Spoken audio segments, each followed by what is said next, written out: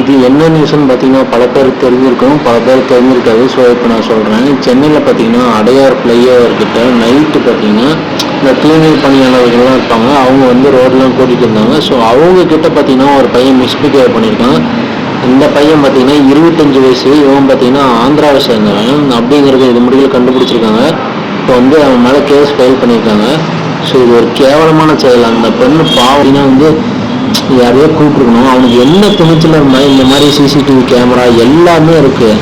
ஒரு கேவலமான வேலையை பார்ப்பான்னு தெரில. ஸோ ரொம்ப அவங்க மனசு புண்பட்டுருக்கும். என்னடா இது அப்படின்னு சொல்லிட்டு கஷ்டப்பட்டு உழைக்கிறவங்க அவங்கக்கிட்ட இந்த மாதிரி பண்ணுறவங்கன்னா சும்மாவே விடக்கூடாது.